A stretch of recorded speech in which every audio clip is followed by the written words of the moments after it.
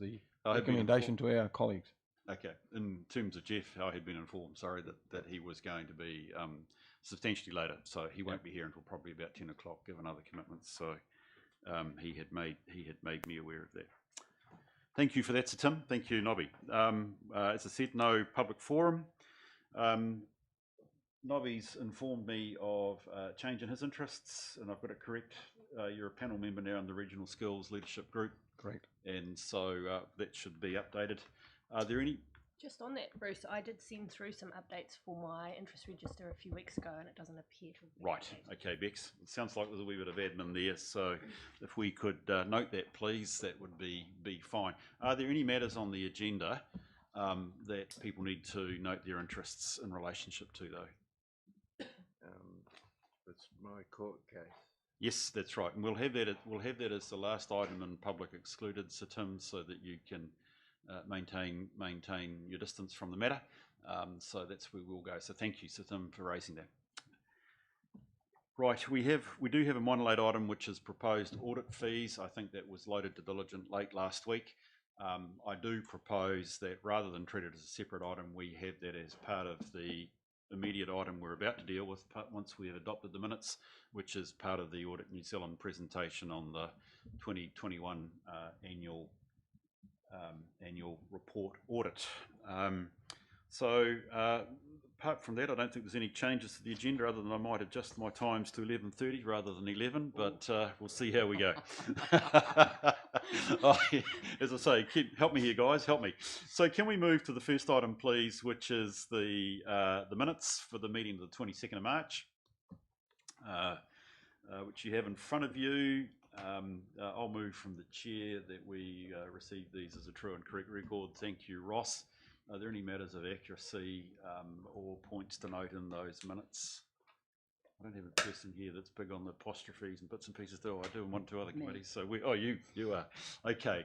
There's no debate, appears to be. So can I put the motion, please, that we receive these minutes and adopt them?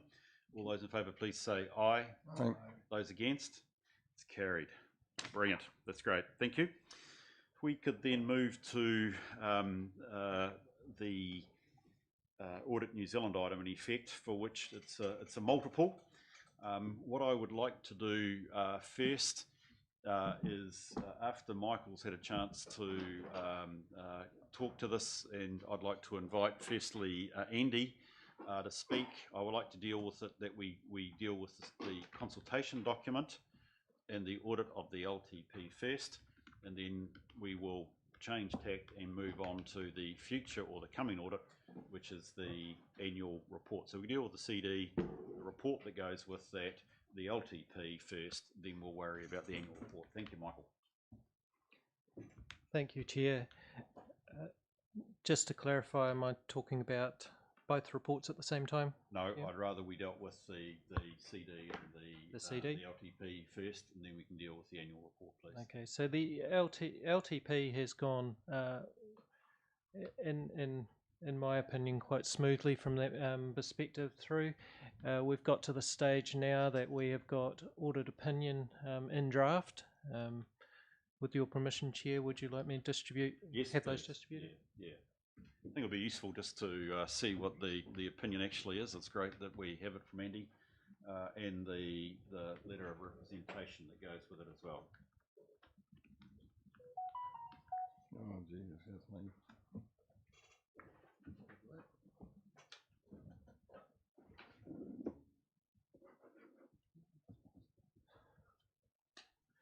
Just while those are being circulated, these were received late on Friday night. There's nothing in there that's different from the consultation, so the letters, the items of emphasis have again come through in relation to capital delivery, the size of the capital program, and of course our external revenue. So those items were brought up as part of the consultation letter, and there's nothing new from that perspective. Once that's handed out, I'll allow people to get a copy. Still waiting.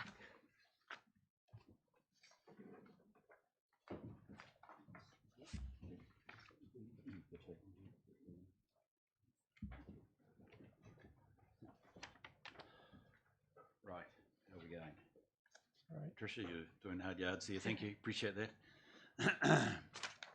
Okay, I'll take the rest of the report as read. I do have Rhiannon here, who was the author of the report. Just if Rhiannon had something else to say through yourself, Chair. Okay, Rhiannon, go for it, please. I'd probably also take the report as read. I think it's it's just a combination of a. Sorry, get closer. I'll take the report as read just to thank Audit for their assistance through this process. It was fairly smooth from our perspective, so I hope it was from yours also. We're just really pleased to be at this point. Obviously, that will enable us to bring the long-term plan to Council for adoption on the 30th of June. Thank you, Rhiannon. Andy, would you like to raise any thoughts? I'd be happy also to clear out the CD management report at the same time, but obviously the key focus at the moment is that we have got what I've put in my notes as a soft landing for 30 June.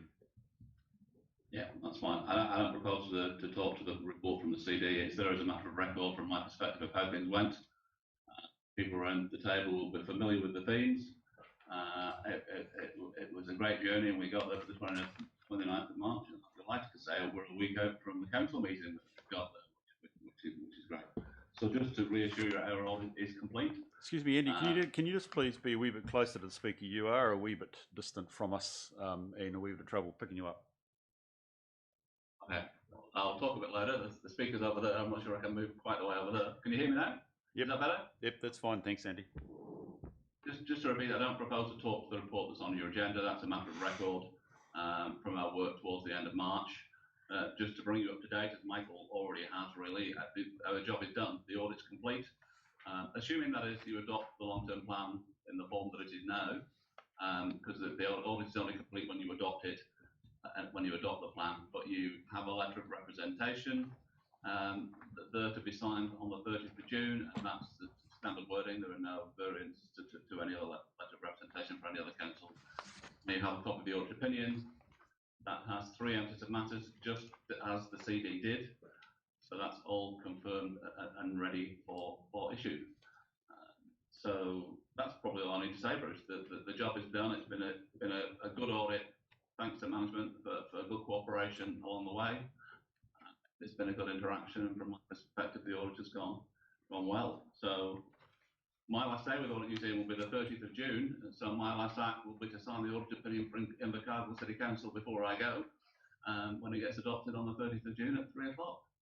Brilliant. Thank you, Andy. That's tremendous news. I must say, well done, Invercargill City. This is music to my ears. It's this season for audit committees, and I have to say it's one of the smoothest with the LTP, if I can say that for everybody's edification. Right, are there questions that folk would like to raise? Perhaps if I was just to go through it, we've got the CD report, it's been taken as read. Were there any questions that members had from looking at that report? I only had one, which was, Michael, there was a comment there about the DIA performance measures and the likes. I take it that's a matter that can be cleaned up so that we don't have trouble when we actually come to report on them in the annual report. Not this year, but obviously in presumably 21, 22. Yes, that is correct. Great, that's what I wanted to hear. Okay, if there aren't any questions actually on the management report, could I then just move to the LTP? You have in front of you the opinion. As Andy said, you probably have been through this in a number of venues in different ways, but the critical thing is it is an unqualified opinion, which is well done.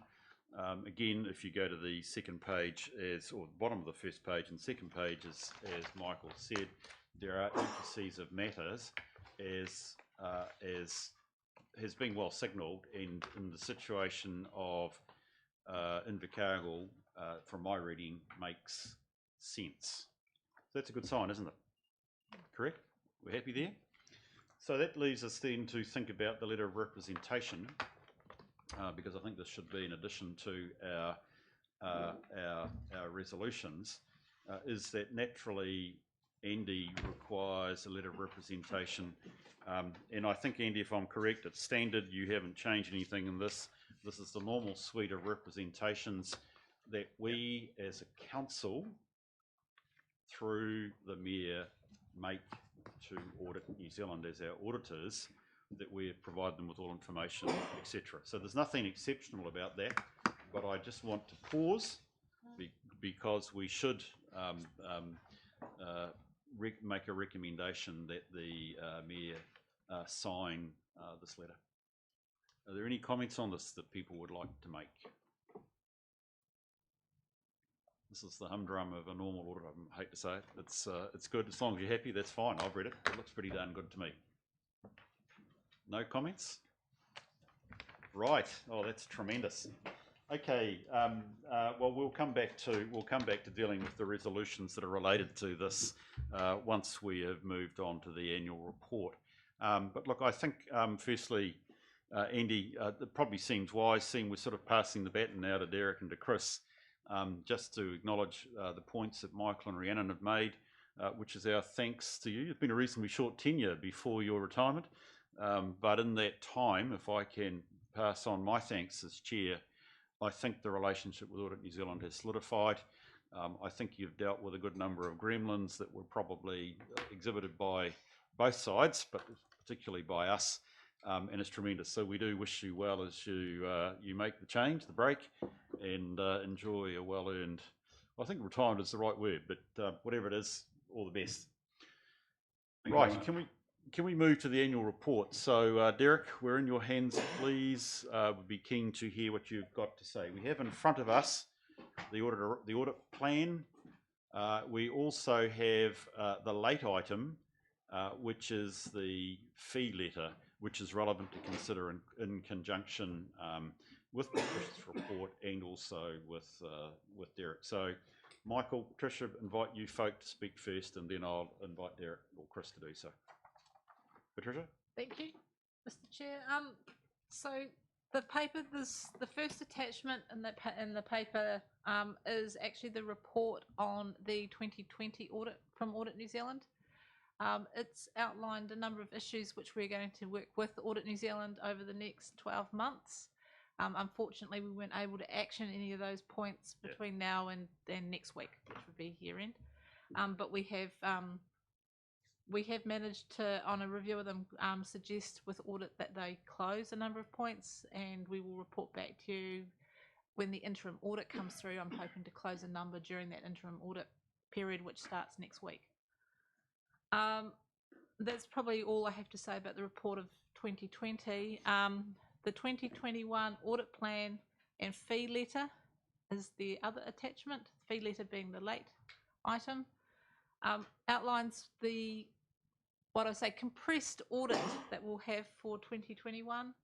And the logistics is probably the thing that you need to be aware of. The interim audit, because of the LTP, the interim audits have been shunted till late June. We start next week. And our audit will start for council in late September, with the view that we will adopt the annual report on the 1st of November, which is the last date under the statutory deadlines that we can adopt it. So from that point, and that is, as you'll see through the logistics, that is reliant on all our the holding company and their main subs being signed off in a timely manner as well. So I think in prior years, it's been about the logistics has been the key issues, and we have now formed a plan about how to meet that, to meet those deadlines. On the audit fee, it's a 9% increase, which is the maximum increase which the officer, you guys can, Audit New Zealand will correct me, I think it's the maximum increase that we can receive, but it's noted that the audit fee for Invercargill City is lower than what the Office of the Auditor General would suggest for the complexity. And so over time, we'll see that increase. Thank you, Patricia. Michael? Yes, through yourself, Chair. Just like to highlight on the statutory deadline for the annual report, as well as the timing in relation to the delivery of the audit, and I'm sure our colleagues will talk to it. But just at the moment, it is very, very tight. We haven't yet had confirmation in relation to our subsidiaries in relation to timing of audits, I would hesitate to say there's a resourcing constraint, but I will let the external auditors talk to that. I think it's only fair that it comes from them. Okay, Derek, we're in your hands. If you can just give us a short briefing, please. Thank you, Bruce. I think the key issues have been identified by management. As part of the audit plan as well, we've identified key risks after consultation with management in terms of the issues that's important to council. Those have been set out in terms of the key risks that we will be focusing on in terms of this audit. Some of them being the Tech One implementation, the fair value assessment of your property, plant and equipment, your investment properties valuation. You've got hedge accounting and fair value or derivative instruments, but also then always look at management override of internal controls as a significant risk. So those are just some of the risks that we've identified within the environment that will be forming part of our audit. But as already mentioned, the logistics is a key part of the audit, and we do have a timetable within the audit plan. But again, there is a proviso that might change, and I think in the last couple of weeks, there has been a bit more certainty in terms of, as Michael put it, probably constraints and shortages with resources. The CANS, the Institute of Chartered Accountants in Australia and New Zealand, did a survey amongst the 13 biggest accounting firms across New Zealand, and was determined that there's more than 200 auditors short within the environment. But it's not only affecting the auditing profession.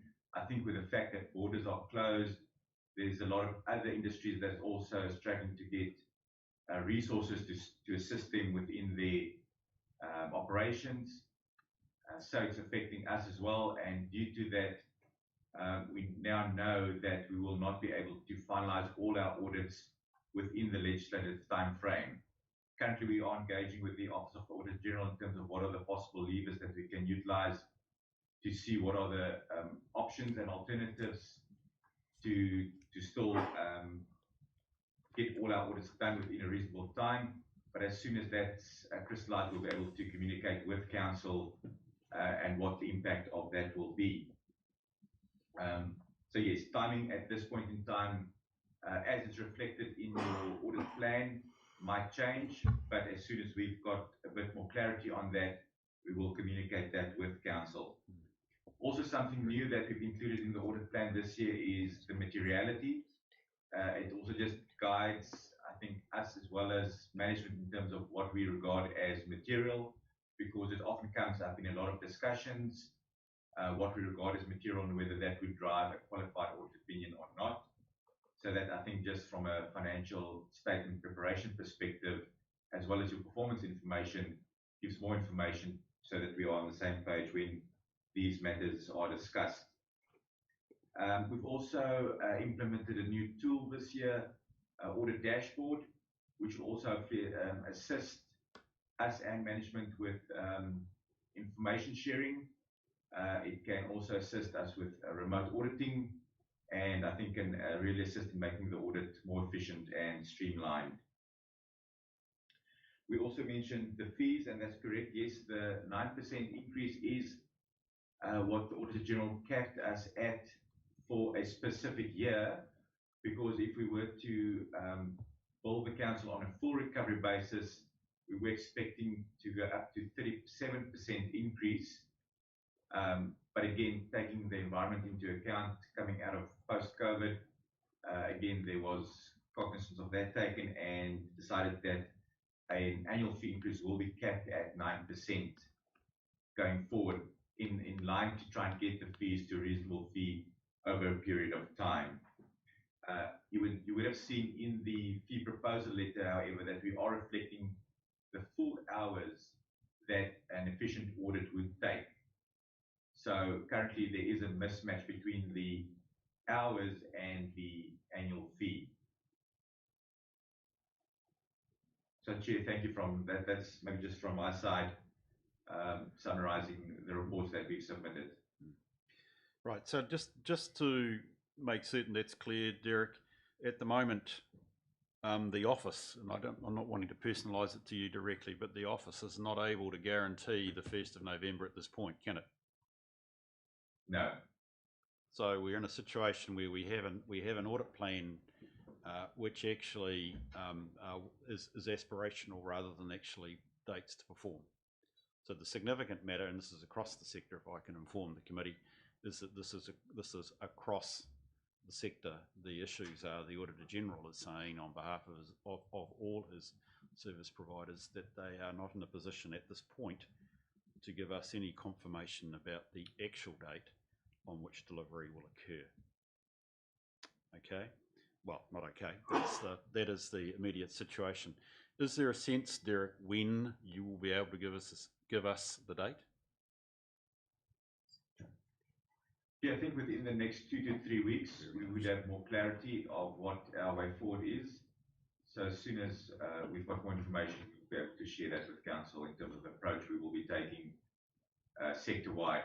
As Council might know, we've got a prioritisation framework in terms of which we're working, whereby the financial statements of government, as an example, is first on that priority list. So all our resources will be going towards auditing that entity and any entity that feeds into the consolidated financial statements of government. Similarly, any entity that's traded on the market, financial market, and got instruments on the Financial Markets Authority are also a high priority. So, you know, those resources will be going to those organizations first to get their audits done. We do have a plan in terms of looking at it sector per sector, but also from a priority level. And it just depends how our resources pan out in terms of the auditing of those entities, and then what other levers we've got available to look at doing the other entities. Right. Can I open it to questions to members at this point, please? Yes, Rangi. My question is around CCTOs and how their audit fits in with ours, noting that EIL would have had a financial year that finished end of March. So is that all on time? And I take it that their fees are completely separate. Yeah. Michael or Patricia, can I ask somebody to answer that, please? I understand that EIL's audit is on time. They have actually till the end of this month, 3 months from their balance date of March, to have theirs signed off. So yeah, and their fees are totally separate. This is just the fee for ICC. And you've indicated that, assuming a 1 November sign-off, the logistics with ICHL, etc., has got delivery as well. Yeah.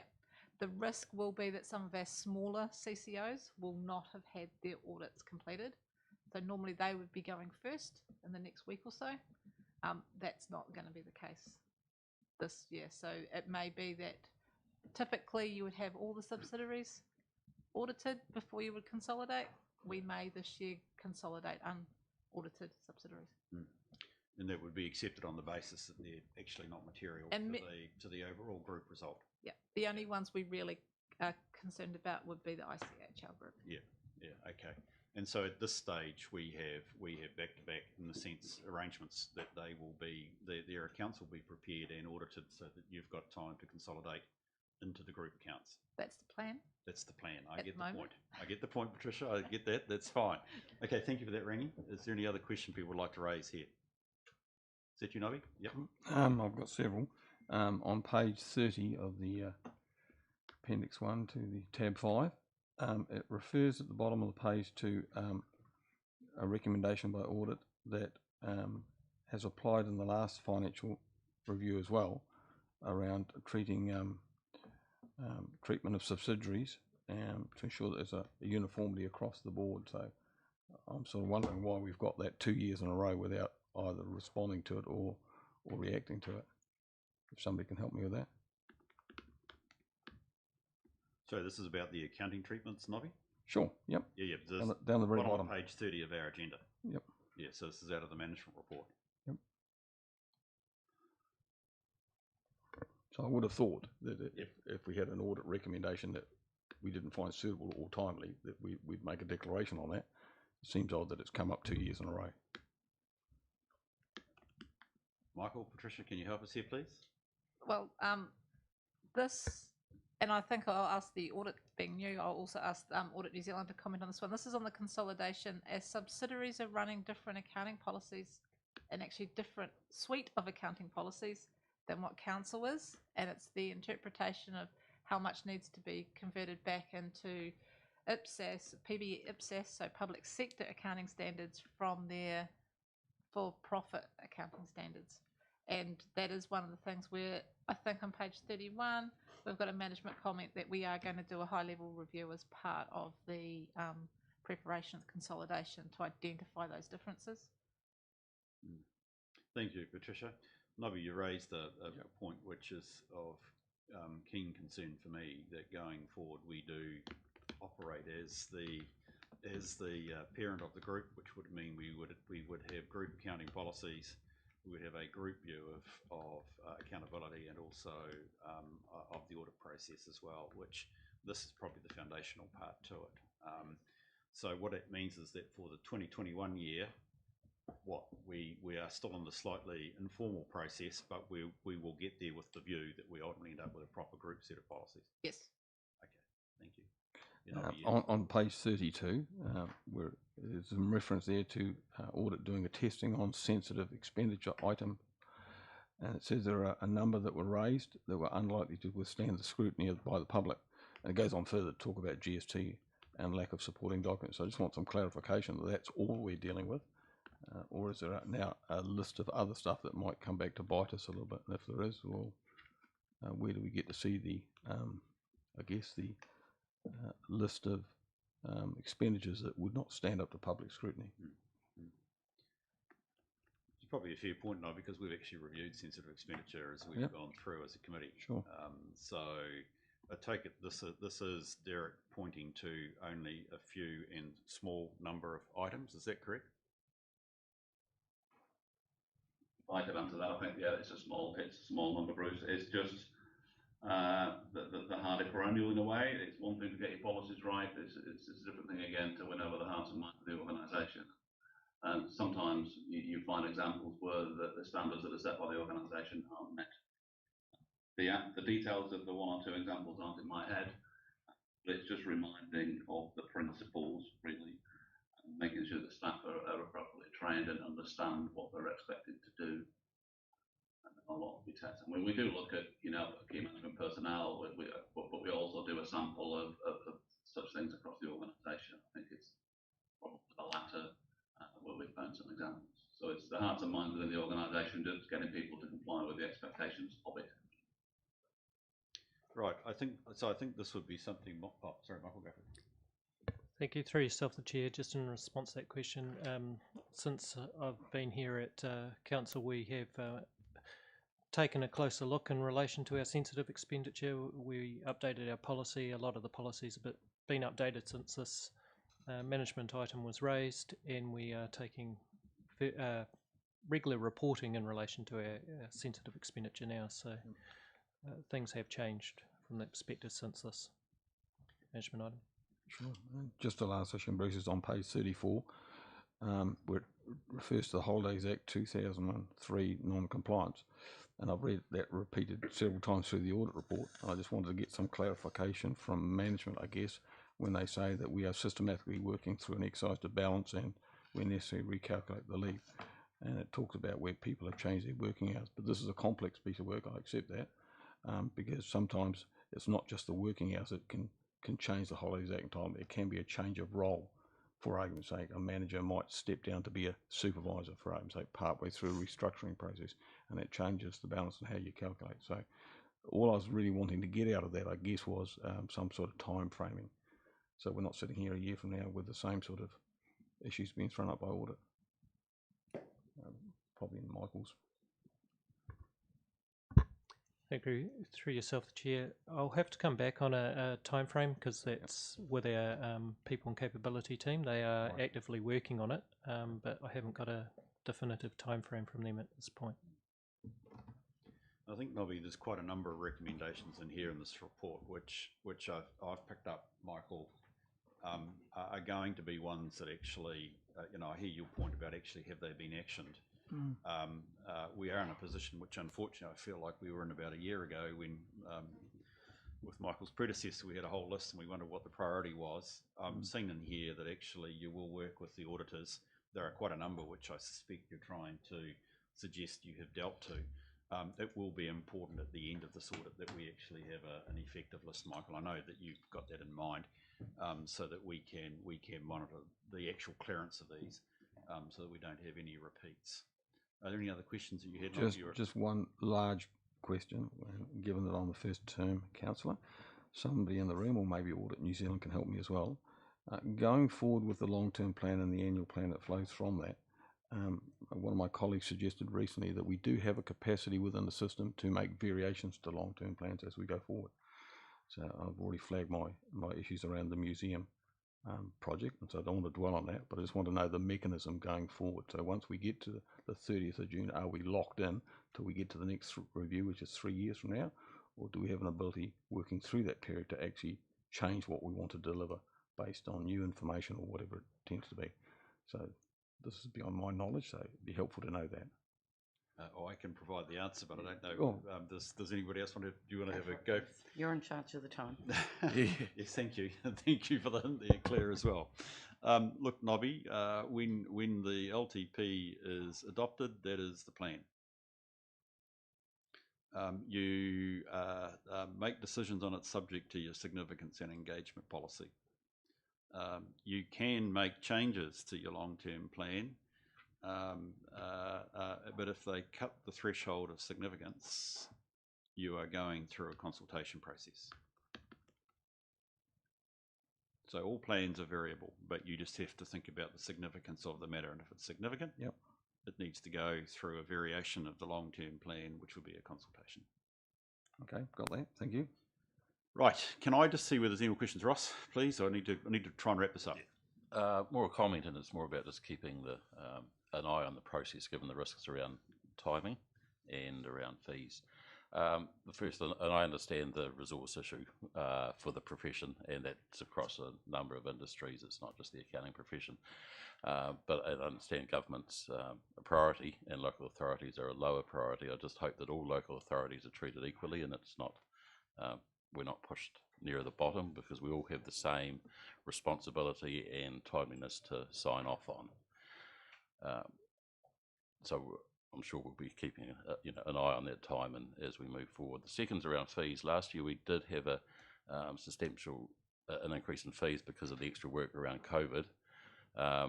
We still have an additional hours and additional fees. So and again, it's my profession. I've seen some eye-watering proposals from large firms around fees currently.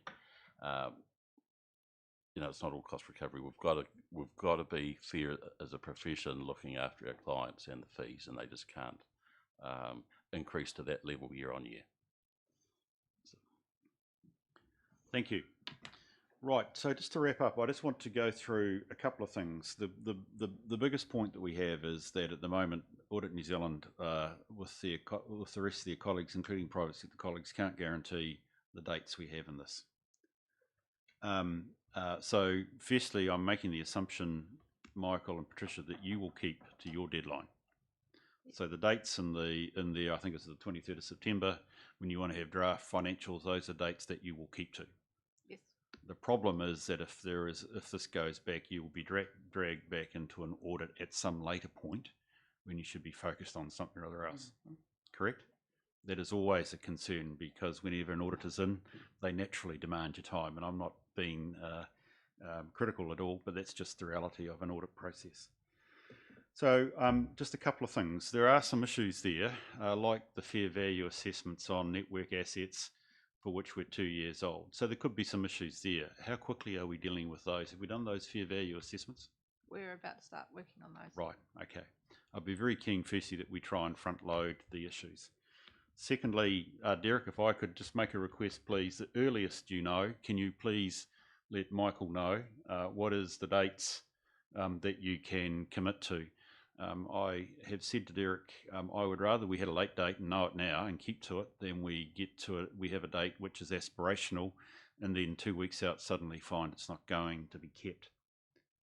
And the other thing is, which I understand, Michael and Patricia, you understand that the audit dashboard process, which sounds efficient and good, gives us optics on where things are at. I take it you folk are totally au fait with that. Brilliant. Okay, that's tremendous. It'll require good humour and good cooperation. Can we please move then to the resolutions? Seems like a long time ago that we started this item, but if we can go to, and I'm still trying to find my way around your diligence yet, but I'm sure I'll get there. Right, so firstly we receive the report on the arrangements for 21 annual report and the management report on the 2020 annual report. Secondly, we received the management report from Audit New Zealand for the 2020 annual report, noting the management comments and the issues identified. And I think we've had a discussion there that we'll get a further report once the next audit's out of the way and have a plan around the dealing to the issues. And that we received the audit arrangements letter received from Audit New Zealand, and we authorise the Mayor to sign it. Okay, so we know the risks that are in it, but we're going to adopt it essentially, or receive it and ask the Mayor to sign. Does anyone want to move that? Thank you, Rangi. Thank you, Darren will be the seconder. I'll put that motion. All those in favour, please say aye. Aye. Those against? It's carried. I think I'm going to be most embarrassed now to recognise, in fact, I've also dealt with the second item nearly. But can we go to the long-term plan? Thank you, Claire. You must be pulling your hair out. Andy's already spoken to that. We've received the draft. We've received the draft opinion, and also we've received the letter of representation. Before I move to the recommendations, Rhiannon, is there anything that you need to say at this stage? No, nothing else. Right. Can we move then, please, to the resolutions that we have here? Firstly, we received the long-term plan update. We received the report on the consultation document, and that we received, and it's just been tabled, obviously, the opinion and the letter. We note the proposed review process for long-term plan, and I think that's effectively the only thing between now and then is actually we need to meet on the 30th of June to adopt. And I think there should be a fifth item, which is that we recommend to council that the Mayor sign the letter of representation. Thank you, Bex. Do I have a seconder? Thank you, Rangi. I'll put that motion then. All those motions, I should say, as one. All those in favour, please say aye. Aye. Those against? It's carried. Thank you very much. It's well done. Thank you, gentlemen. And Jenna, appreciate that. Obviously, we'll be keen to look for a bit of certainty further down the track, but I know what you folk are batting against as well. So appreciate that. And as I said, it's midway through, Andy. All the best, man. And look forward to hearing what you end up doing. Okay, if we could then please. Thanks, guys. Appreciate that. If we could move on to the quarterly financial report, please. That would be great. Thank you. So we're looking here at the high-level issues and risks that there may or may not be here for us as a council, as in contrast to the work that PPP has already done on it.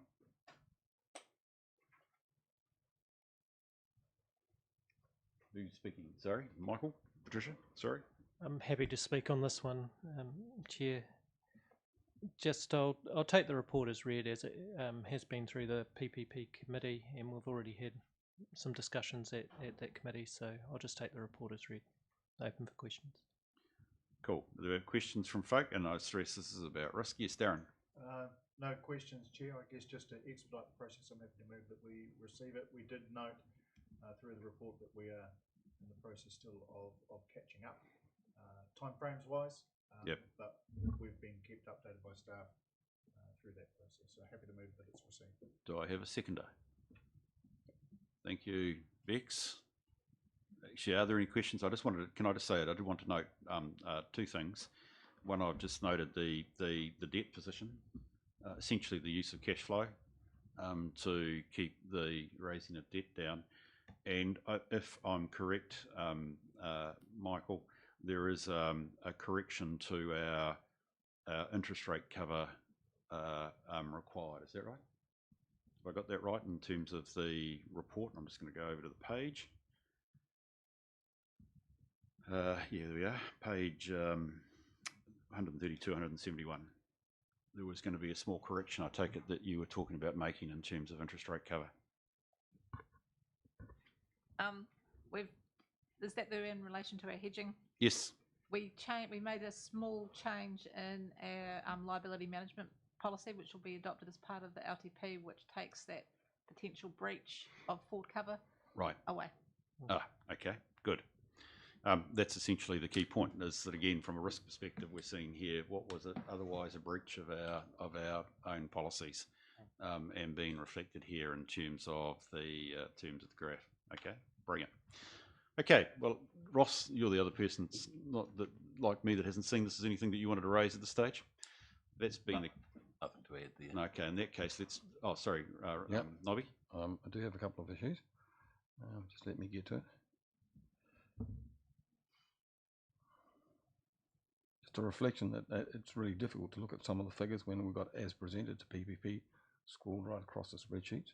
Which we've put on it, Mr. Chair, very deliberately for Councillor Clark, who raised the matter once before that it was the same report that had been presented somewhere else. So we wanted to draw it to your attention. Apologies. So getting it right is always a challenge. So just two things, Chair. On page 110, which is the Statement of Comprehensive Revenue and Expenditure, this signals that we've got about a $5 million operating overspend in relation to our revenue coming in. That's the first thing. Back 2 pages prior to that, on page 110, we've got a net surplus of roughly $5 million as well, kicking in there. But that's not revenue versus expenditure. It's expenditure versus forecast. And I guess I've raised this one other time, that I find it, and I've got a financial background, but I find it sometimes a bit misleading to know where we're going in the financial world, because you can move around the forecast quite nicely, and it in some ways skews the figures. So, you know, when you look at that page 110 and you look at the top consolidated performance, it says we're $5 million over, but in the brackets under the June, which I can't quite read, it sort of implies that the end of year outcome might be $500,000 overspent. So that's a huge variation in one quarter, if that's a true movement. So excuse my ignorance, but I just I struggle with those sorts of figures to know where we're going to be at the end of the year. Michael, thank you. Through yourself, the Chair. I'd like to highlight both those figures we're talking about are the forecast figures, and we're actually very close to budget in relation to the actuals for year to date. But having noted that the forecast figure does change significantly, and a significant amount of that is the timing in relation to collection of rates, falls over into the April period. Just wanted to highlight those two items as part of that. Yep. And just one other issue through you, Chair, is on page 109, which is a capital expenditure by groups, and the total of the program has a significant underspend. And in light of, I guess, the national reports we're getting about our underspend in infrastructure around Three Waters, and given that we're not in winter when you'd expect there to be less activity than in the other warmer months, just some understanding of why we're significantly under $12.2 million underspent in that area. I wonder if we can just hold that over, Nobby, to the PMO matter when we've got Aaron in front of us here. But if we could just note that you haven't got an answer by that stage, Nobby, I'm open to that question being asked. Thank you. Are there any other questions for the quarterly report? Good points. The value of forestry affected in the same way? It seems to be going through the roof in terms of returns. Any views at this stage, Michael? That will be part of the balance, part of the reevaluation process, my presumption at 30 June. That is correct, Chair. Yeah. Okay, I think that's something that we'll have to wait for the report from the valuers, Sir Tim, at this stage. But yes, it's like will it be one of those issues that we will want to see makes its way out early if that's possible. Right, are there any more questions on this? Let's test the motion then that we, actually again, I better go back and make certain I've got my motions right. Essentially, we received the quarterly report. We do note the forecast operating, for 31 March, the operating deficit, and that the capital program is running below forecast, as you pointed out, Nobby. And we note that the forecast, as outlined in the schedule, were approved as part of the LTP deliberations. Can I just raise one quick question? On page 130, there's reference to our core debt being 95 million plus 43 million, which is on lent to the holding company. And I just want to clarify whether we picked up in an earlier meeting that somewhere along the line, maybe at the end of the year, there will be some clarification of whether the holding company will have its own debt in its own right, and whether, in fact, that frees up us with our debt level, and maybe Michael can help with that. Yep, thank you, Michael. Through yourself, Chair. That the final statement about it being separate is quite correct. Yep. We've been working on that in between March and now, and most of that is now transferred as per previous council resolution. I think it was in April. So just a quick flow of question for that. So when we look at our percentage of that we have to apply through the LTP and what sits with the local government funding agency, will that holding co debt not be part of that when we consider borrowing? So will it be totally separate, or will we still have a window of opportunity to borrow more because we don't have to factor in the borrowing that we've on lent to the company? Through the chair, that is correct in relation to the policy. Just a reminder that any new debt that we take on will need to be serviced through rates. So that's the only factor you'll need to take into account of that. That's okay. Thank you. Okay, so I'll put the motion. All those in favour, please say, or the motions. All those in favour, please say aye. Aye. Those against? It's carried. Thank you very much. We move then on to, I think it's internal audit. Peter, thank you.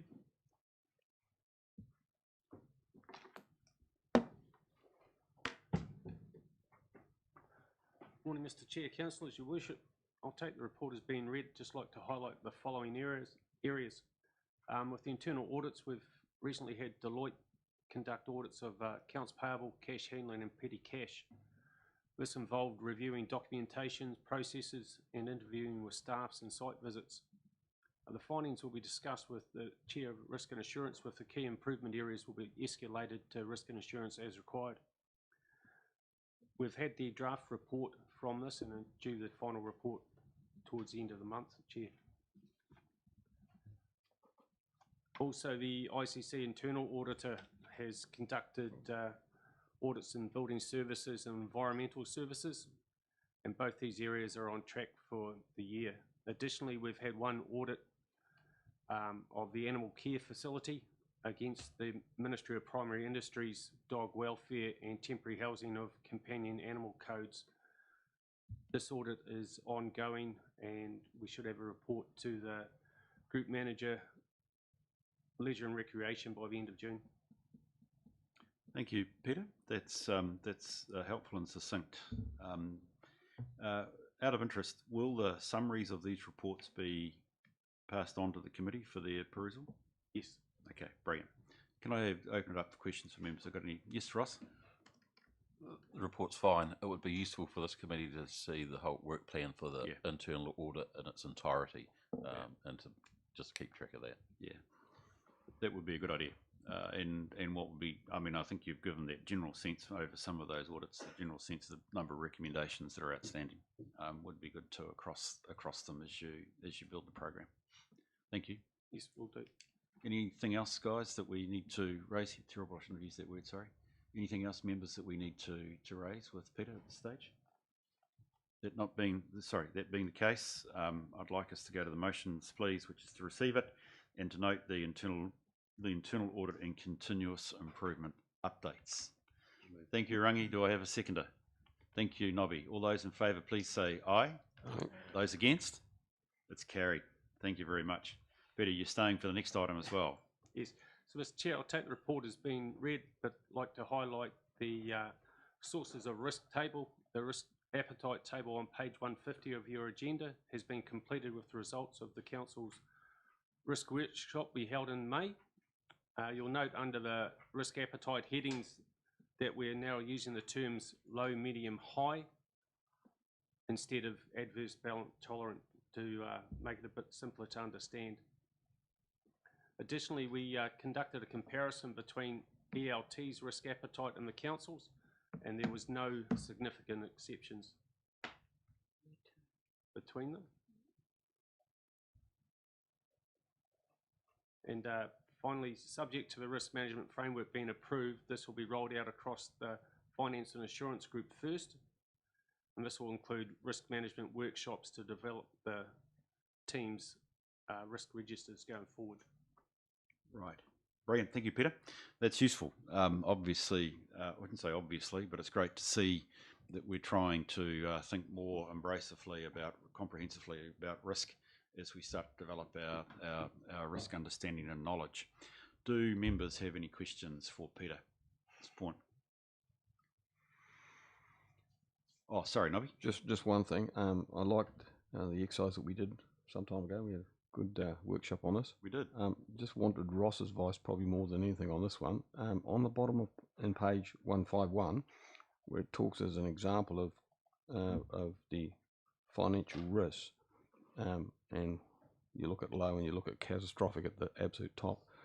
Some organisations also put a percentage in there as well. So for argument's sake, it might be okay, let's just say for argument's sake, to have $1 million loss on a major project, but having half that amount or a quarter of that amount in a very sensitive area, it has a different rating. So I just wondered what your views were on that. Yeah, I'd agree. The materiality subset of that is important. Yeah. Okay. So maybe something for the future. Yeah. Yeah. Peter, I just wonder, I must confess, I did enjoy, by the way, the workshop, and can I just again thank the colleagues for participating in that. It was quite good. Can I just raise for the committee, I have a personal concern on where we've landed on the risk appetite with health, safety and well-being only, that's my pejorative phrase, being balanced rather than, I think I'd want to move it to the left if I've got it right. I have a low appetite for risk in that area. Can I ask, where did ELT get to with this table, and perhaps particularly that matter?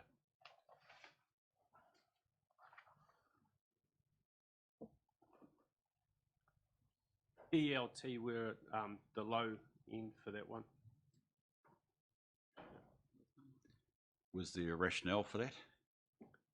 It's just where they landed. Is it the obvious? It's just where the majority landed. Rightio. Were there others that ELT essentially you're saying they agreed other than health and safety, or was it governance and reputation? The council is low. ELT were medium.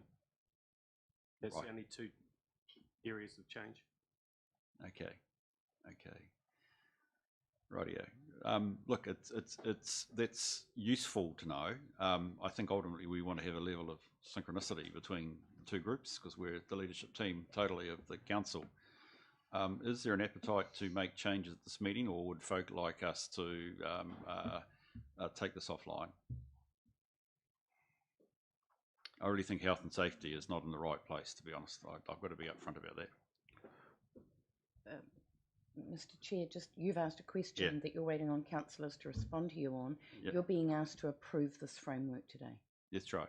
I'm happy with the framework. I'm just worried about table one. That's fine. Table one's in the framework. That's right. That's right. Yeah, Nobby.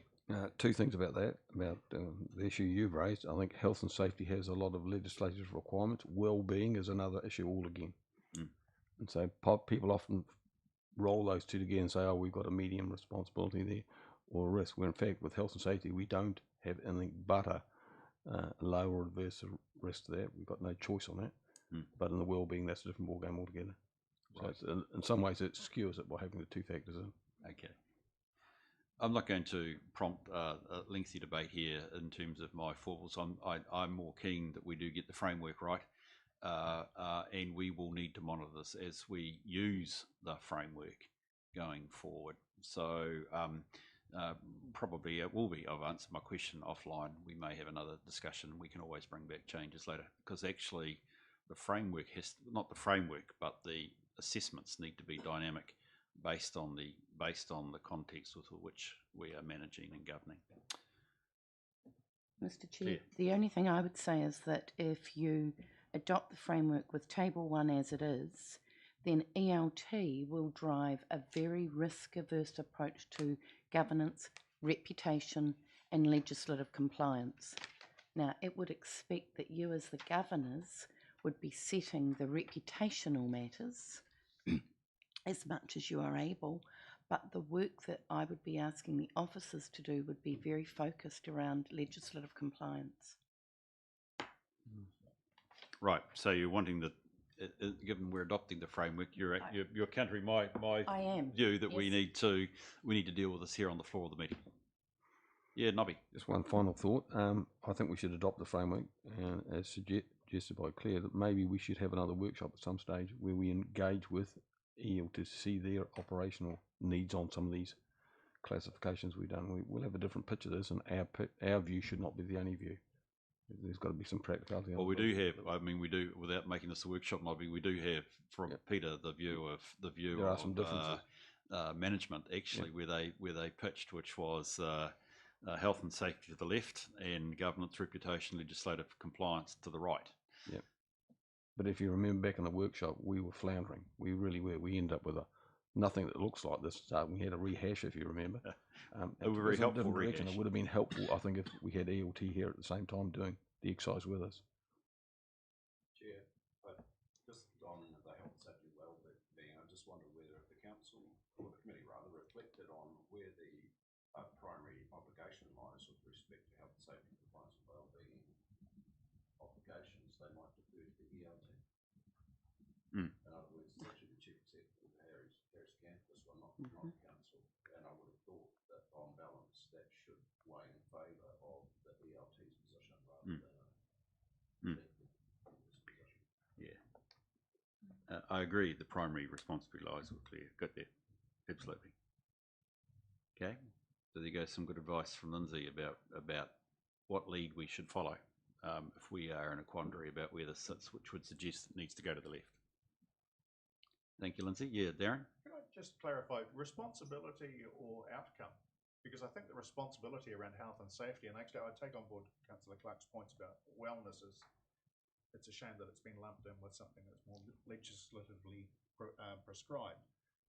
But we have our obligations, and if we fail to meet our obligations, it's the chief executive who's held responsible.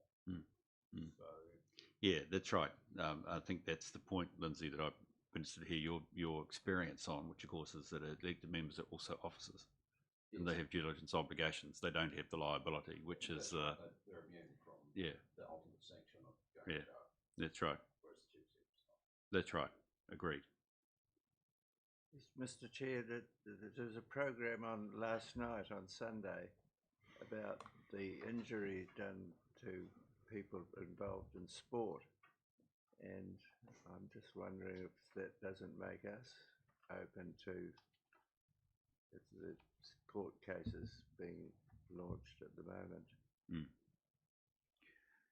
We're dealing here particularly with the issue of health and safety and employment. So this is particularly around our obligations and where we want to drive risk management in terms of employees. There is clearly also a need to consider the public and the safety of the facilities that we do, but I'm dealing here particularly with the Act. So I'm very interested to know where people are at. We've got a strong counterpoint here. Lindsay's point's well made. Claire carries the can. The antennae for her and indeed her leadership team is that this should be we should have a low risk tolerance, and that she needs to drive that. Yes, Bex. Just wondering, do health, safety and well-being have to be together? Can we not separate well-being out from health and safety? And therefore, I guess find a middle ground. I'd be reluctant in terms of the Act. And I would actually question why are we making a distinction between mental health and physical health. Yeah, Rangi. Yeah, I would support that they need to be together because, I mean, you look at Schedule 7, Part 36, local authority to be a good employer, it all covers it there, and that's statutory. I'd be happy for it to move to the left. Thank you. I've got one. Nobby? Well, I would be too, because you can imagine the scenario that we have a fatality at work and the buck stops with Claire, doesn't stop with us as councillors. That's where it stops in our organisation.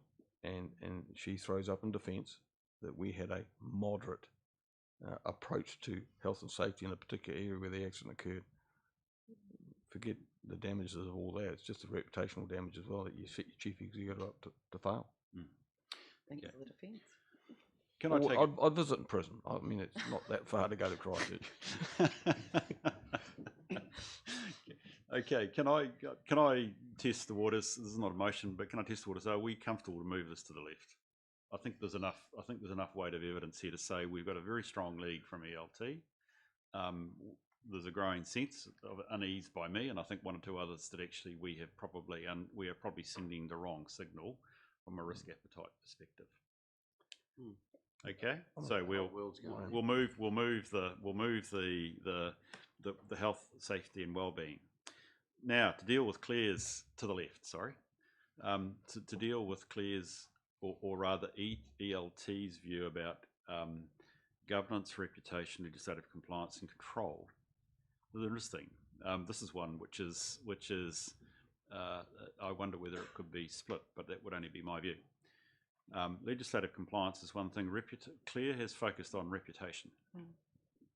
Well, I heard that in the comments.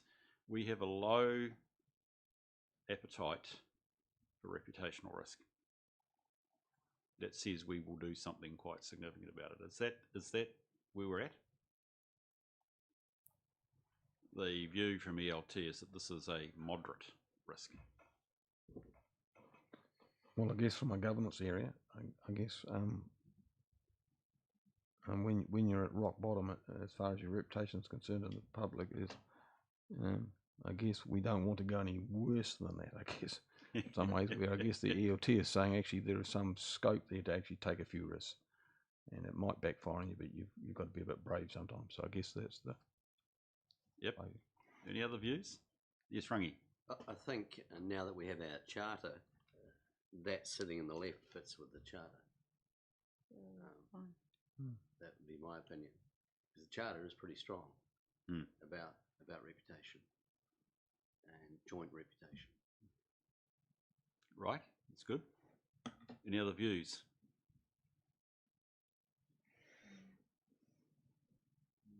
So nobody's angling to move this to the right, which is fine. Claire's indicated that that does have some impact on the way in which management will be seeking to work with us. Okay, so be it. That's fine. As I said, we can always we need to revisit this as we go on, but let's see where that reflects. Okay. Are there any other matters on this framework and process that people would like to raise? Peter, I just want to confirm, and I think you've said it to me, which is good, which is actually, it's one thing for us to adopt this. It's even one thing for ELT to have this in their minds, but you said you were starting to roll this out into the departments. Is that correct? Or is it... Yes, we're going to start with the finance insurance group first, roll it out there. We'll run some workshops, more than likely get an outside provider to assist with those workshops to develop the risk registers, so we can start from the scratch and building up that risk profile. My interest is that actually we're developing the culture within the organisation of being effective risk managers. Though I want to say risk should just be part of your normal business as usual, but that's essentially what you're trying to do there as far as that's concerned. Yes. Brilliant. Okay. Are there any other questions for Peter or from, well, probably Michael or myself or anybody over the risk framework? There being none, can we go to the resolutions then, please? which is that we receive this and that we approve the framework, policy and process for introduction across council.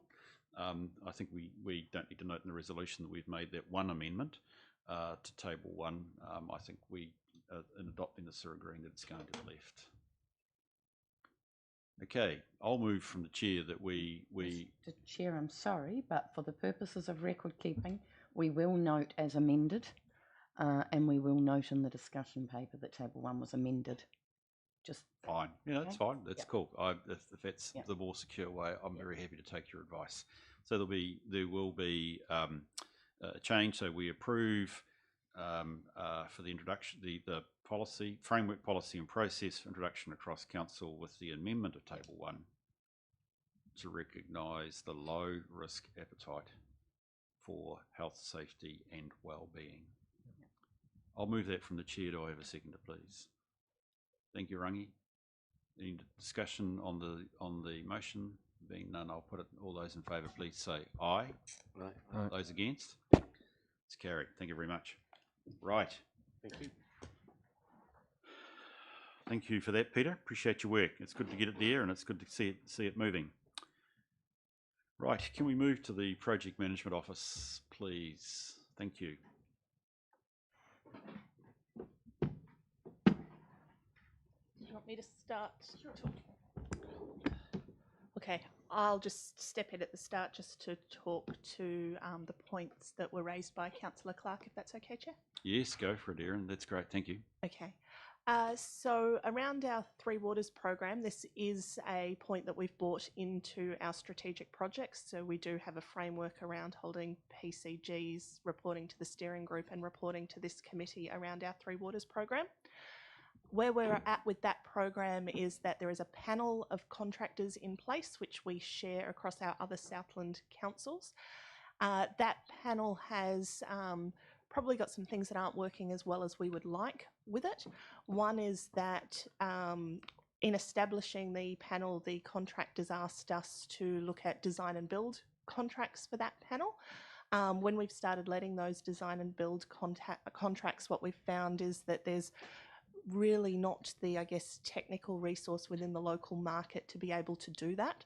So we've had to take a different approach where we've asked contractors, rather than doing their own design, to partner with a consulting firm, and we'll be working through the design with that consulting firm and then the construction with the contractors. That slowed our program down somewhat, and is something that both us and SDC in particular are experiencing. The other key is just around resourcing internally around the program. So we've got some vacancies there which we are pushing to fill. We will have, given that we are struggling to fill those vacancies, we will have a consulting project manager who is starting with us this week to assist to put some extra muscle behind that program.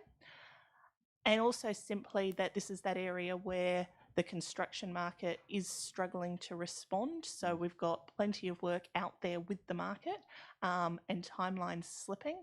We do need to look at how we bring some more robustness into the contract framework around those slipping timelines as well.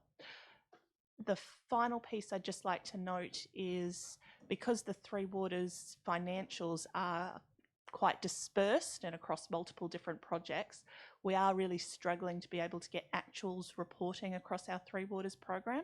So if I have a look at what we've got in terms of our PCG reporting and then I compare that to what we've got in terms of the financial reporting that's gone up, there is a bit of disparity between that, quite a bit actually, which we're still working through. So I would actually suggest that the program, although not where I would like it to be, is not as bad as it's reflected in the financials. So for example, our stormwater delivery is probably up just below the 50% mark, not where we'd like it to be, but we do have some more work to do there around those financials. Thank you for that, Erin. It's Tess, isn't it? Yes. Yeah, Tess, is there anything Morning, you'd like how are to you? add? Sorry. So in terms of the PMO General, since the last reporting period, we've made reasonably good progress in terms of establishing the Project Management Office and the processes associated with that. So across the projects in the PMO, we have PCG reporting monthly now. We have we have a much better understanding of the status of those projects and some of the issues that we're dealing with them. In terms of, I suppose, progress, Healthy Homes is well underway. So we've seen some good wins on that. The market has been pretty respondent to that project, actually, in terms of finding suppliers to do the work. We've also managed to, or we're in the process of securing a contractor for Anderson House. So we are looking to get into construction on that, albeit later than what we would have liked. That lateness is simply due to availability of contractors, and that's in that kind of lower tier $1 million to $1.5 million range.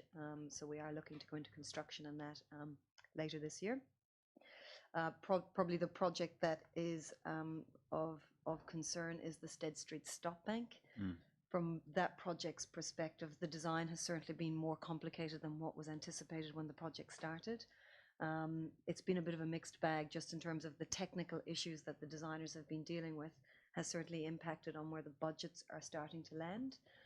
Conversely, we've had a good response from the market in terms of specialist sheet piling companies physically doing the works.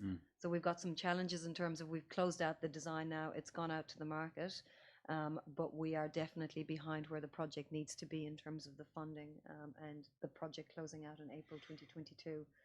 So we're working with the contractors that we've issued the RFP, the request for tenders out to, making sure that they understand the time frame we're working to as well so that they can achieve that deliverable. Thank you for that, Tess. Right, can I open this up to questions? Nobby, perhaps you've got first right of questions, given you raised the question that's gone through. Thank you, Chair. Several issues, really, I guess. One of the big issues for me that sits over and above what I've just heard is that where do we go in the next 2 or 2.5 years before the new water entity takes over Three Waters? There's mixed views around the councils across the country about whether a council would be wise to gallop into development at a local level, build up debt, and knowing that debt transfers across to the entity. That's one option. But the other option for me is that I think we need to consider is whether we just slowly wind back a little bit on what we're projecting to do in Three Waters, given that when you look at the Otago Southland results across all the councils in that region, which Matt will talk to later today, we do it really well. We have done well, and our financial position is very strong in comparison to other councils. So we're well above the medium. So why do you keep pouring money in if you're already above the medium? And if we create some surpluses here, this is surpluses that we could use somewhere else in our suite of long-term plan projects. So I guess that's a balancing act for me. Right, it's slightly bigger than the direct PMO question that we have in front of us here, Nobby. That's there's a lot there. I don't know whether management would have any comment they'd like to make on that at this stage. There's going to be a pretty sharp-pointed piece in terms of Three Waters coming up, and was it August or September? So I don't know whether that's a particular, time-wise, it's going to be a particular rangi. Regarding what Nobby has brought up, wouldn't we be bound, though, to carry on with our 30-year infrastructure plan and our current LTP in the sense that that's, as you said, an LTP is once you strike it, you basically do it, unless you're going to change it. So I would assume the government would expect every council to stick by their plans. Really, at this stage, you can't really.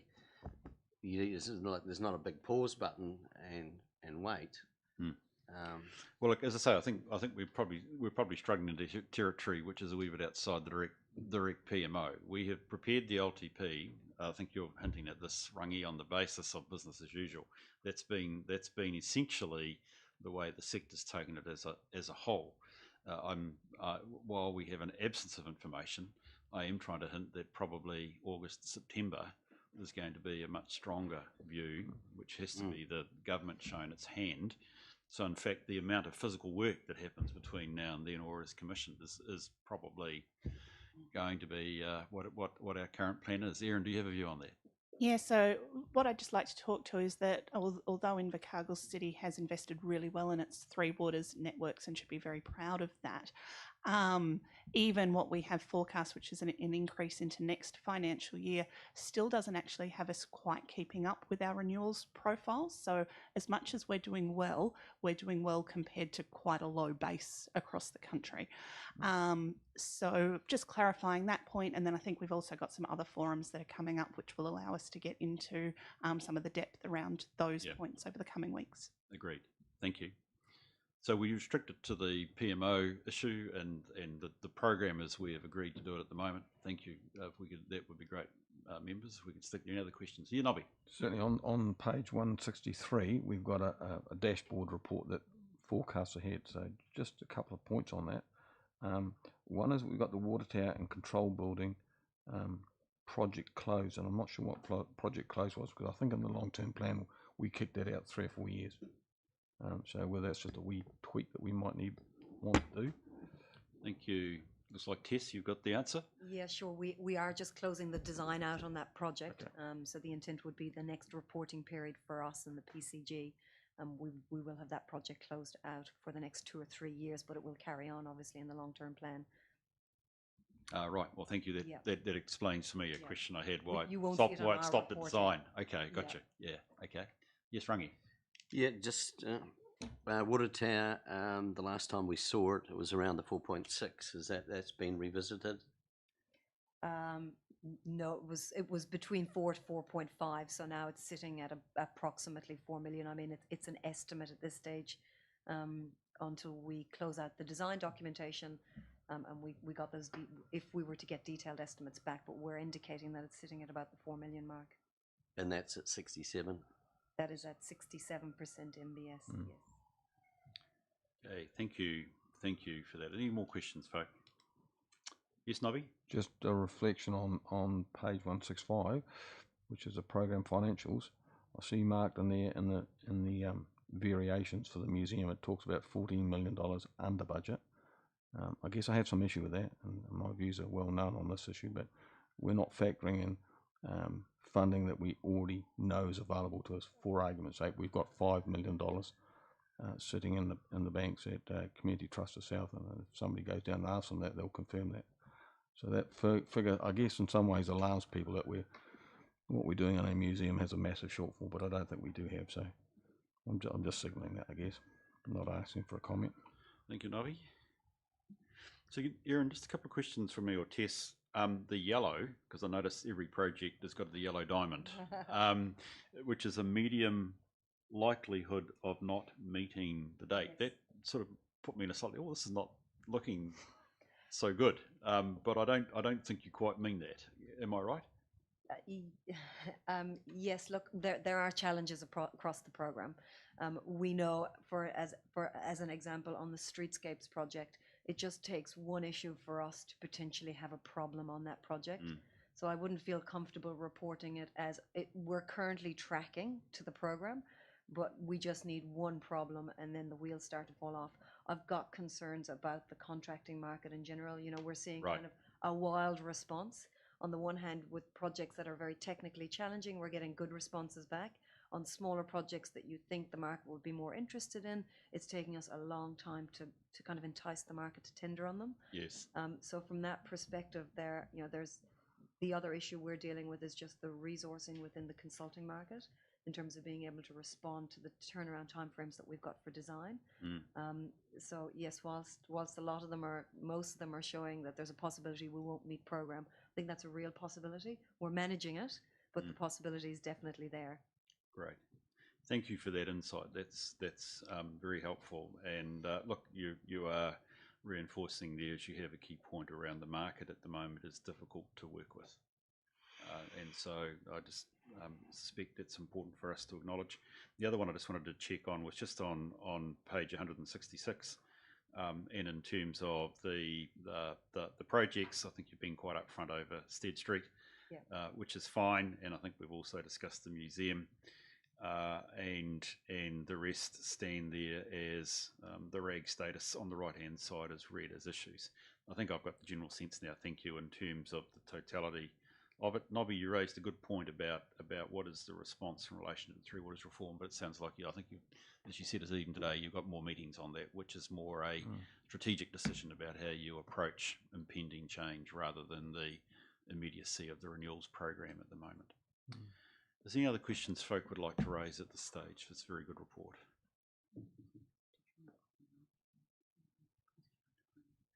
Oh, right. Nobby said, Claire's just reminded me that you did raise a couple of questions under financials. Have I got all your questions, or have you had a chance to ask all your questions? No, I just a bit more making a statement really about the issue of the $14 million shortfall for the museum based on the LTP, which, as you know, I don't agree with what we've got in there, but that's okay. I just think that figure of 14 million is not an accurate figure. Okay. The chair of the community trust has advised me on 2 occasions that when we attempted to do a previous museum, there was $5 million allocated to that project. It was subsequently withdrawn by CETOS, but they have written it off their books, so it is still available there for us. So I just think somebody in our PMO team needs to get down the track and talk to Trish about that, because that will change that figure. And sorry, you said that it has been written off. It has been written off. Yes, I know. Yes, part of that. Oh, okay, so it's there for us, and we just need to. Oh, sorry, it's been new application. It was written. The grant was actually cancelled. Yeah, but what I got. It's not available. You're saying it's not available. Well, I mean, so unless they've can I just check on interest here? But you're obviously aware. That was at the time. It was. Yeah. Yep. It was actually written. What Trish told me was the money's still there for us. So I think that the conversation is probably best ended on the understanding that the prior application has been closed out and council will need to make a new application to the trust, which will have new financial circumstances post-COVID. Correct. Okay, Darren and then Rangi. Really, it was just to that point, Chair. We can't count that money in until we've got a motion from the Community Trust confirming it. Yeah. Okay, thank you. My point's more about the commentary on that 14 million that Nobby's talking about. I've always understood that 14 million is external funding. Correct. And if you use, like, rather than a gap or whatever, maybe the comments paint a gloomy picture, and that the 14 million is a shortfall. It's going to be hard to get. But if it just refers to external funding, then it sits without anyone saying how hard or easy it will be to get. I don't know. I'm just saying that external funding is external funding, and of course you don't get it until you apply for it. But you've either got to be optimistic or pessimistic. We can make that change just to note around it being external funding. I do think, though, that we also want to be realistic to the point made around it being a post-COVID market as well. Right. Thank you for that. I think we've got good clarity on that and appreciate that words do count as well, Rangi. Right. Can I ask that we look at the motion, please, which is that we receive the report. I just want to be prepared to move that, please. Yeah. Thank you, Bex. Appreciate it. Over a seconder. Thank you, Darren. Appreciate that. I'll put the motion. All those in favour, please say aye. Aye. Those against? It's carried. Thank you, Erin and Tess. That's a really great report. Very helpful and insightful. Gives a sense of the risk of the market. This is the market, and that's what's affecting us. Right. We have dealt with the late item along with the initial bit with the auditors. I was looking for my motion. I think that's in the other papers, isn't it? To move into public excluded. Just bear with me. I need to find my other agenda, please. I'm trying to get here.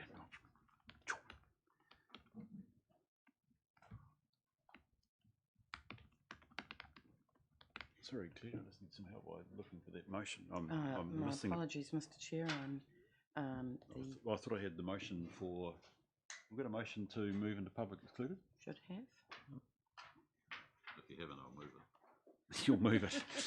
It's probably good to know that we've got some reasonable grounds. I'm reasonably comfortable that these matters are subject to public excluded. But can you, I thought I'd Sorry, seen them, but Chair, they are on page 3 of the agenda. which page, sorry? Yeah, in the public Oh, on the agenda. public agenda, Yes, you page always have 3. you always have to list the reasons. Sorry. No, I appreciate you got to list the reasons, that's Just fine. shoot over to page 3. That's it. There you go. Okay, sorry. It was, So you don't know, I could did put the read motion I did read on- my minutes, but I was struggling with where they were. Okay. You could put the motion on the basis of the grounds that are set out there. So on page 3 of our open agenda, my apologies for this slight mess on my part. We have a motion to move into public excluded for the reasons that we have there for the 7 or 8 items that we have. I don't propose to read them all, but you've had a chance to look at them. I'll move from the chair that we move into public excluded. Thank you, Darren. Seconds that. All those in favour, please say aye. Aye. Those against? It's carried. Thank you. We'll just wait a couple of moments while we